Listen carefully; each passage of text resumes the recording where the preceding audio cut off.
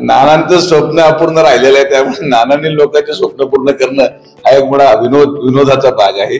ज्यांचं स्वप्न अपुरं राहिलं अशा अनेक लोकांचे स्वप्न अपूर्ण राहिले. बरेच लोक भावी मुख्यमंत्री होते तर त्यांचे स्वप्न अपूर्ण राहिले. तर मला असं वाटतं की नानांनी दिवसा स्वप्न पाहू नये. आता उन्हाळा पण सुरू झालाय, उन्हाळ्यामध्ये झोप पण अवघडच येते.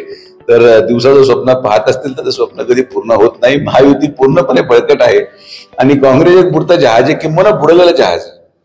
काही मला वाटतं अजून 5 वर्षानंतर सबमरीनच्या रूपामध्ये काँग्रेस पाहिले, कारण की ते दिसणार नाही. सबमरीन म्हणजे तळ पातळी एखाद्या समुद्राची गाठेल. तर त्या विषयावर त्यांच्या वक्तव्याला मला वाटतं की थोडंसं मनोरंजन पण राजकारणामध्ये झालं पाहिजे. अगोदर राऊत साहेब करत होते तर नाना त्यांच्या जोडीला आल्यामुळे मीडियालाही फायदा झाला आणि आमच्या जे तणावपूर्ण राजकारण असतं त्याच्यामध्ये मनोरंजनाचे साधनं उपलब्ध होत चालले.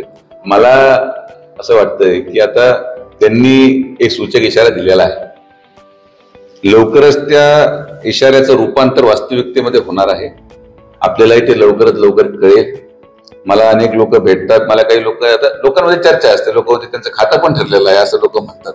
तर या गोष्टी होतील. शेवटी जयंत पाटील साहेब एक ज्येष्ठ नेते आहेत, चांगलं अनुभवी नेतृत्व आहे पश्चिम महाराष्ट्राचं आणि त्यांच्या भरोशावर राहू नका. म्हणजे आता ते जे लोक पाहतात, जी परिस्थिती ते पक्षाची पाहत आहे की घरातला पक्ष आहे, त्याला म्हणतो होम प्रोडक्शन एखाद्या पिक्चरचं असतं तसं होम प्रोडक्शन आहे. माननीय पवार साहेब आहेत, त्यांच्या कन्या सुप्रिया सुळेताई आहे, त्यांचंच नातू रोहित पवार आहेत, त्याच्यानंतर त्यांचेच मानलेले पुत्र दुसरे जितेंद्र आव्हाड आहेत. तर एक होम प्रोडक्शन झालेलं आहे. या होम प्रोडक्शन मध्ये पिक्चर फ्लॉपच होतो.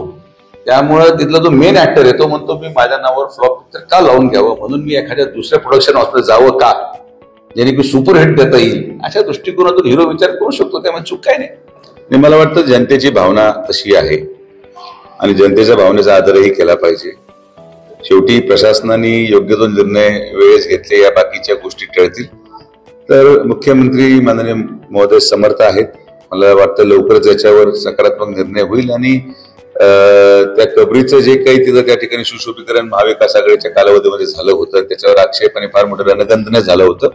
तर लवकरात लवकर प्रशासन निर्णय घेईल. अन्यथा मग जे काही जनतेची भावना आहे त्या जनतेच्या भावनेचं रूपांतर वेगळ्या दिशेने गेलं तर कदाचित मग प्रशासन जबाबदार राहील असं मला वाटतं. ज्या इतिहास चुकीच्या कारणामुळे ओळखला जातो त्या इतिहासाला पुसताना कुठली अडचण नसावी.